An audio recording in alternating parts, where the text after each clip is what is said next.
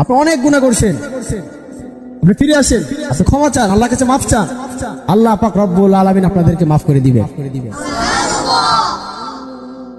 আল্লাহ আমাদেরকে মাফ করে দিবেন।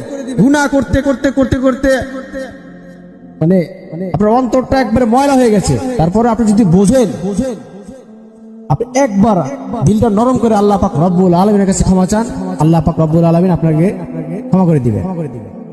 আল্লাহ পাক রব্বুল আলামিন বলেন যে আমার বান্দা যদি আমার কাছে ফিরে আসে, পাপের কালো দাগে যদি তার দেহ ক্ষত বিক্ষত হয়ে থাকে, পাপের নর্দমায় যদি সে ডুবে থাকে, তারপরেও সে যদি আমার দিকে ফিরে আসে, আমি আল্লাহ পাক রব্বুল আলামিন তাকে আগে বেড়ে স্বাগতম জানাই।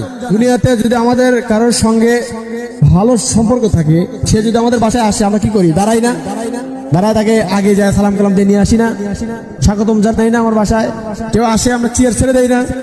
চেয়ার ছেড়ে দিয়ে সালাম কালাম দিয়ে আগে নিয়ে আসি। এরকমই আল্লাহ পাক রব্বুল আলামিন বলেন যে আমার দিকে ফিরে আসেন, আমি তাকে স্বাগতম জানাতে এগিয়ে যাই। আল্লাহ পাক রব্বুল আলামিন আরো বলছেন যে আমার থেকে মুখ ফিরিয়ে নেয়, আমার রহমত থেকে নিরাশ হয়ে যায়, আমিও তার থেকে মুখ ফিরিয়ে নিই। ওমান আ'রাদা আন্নী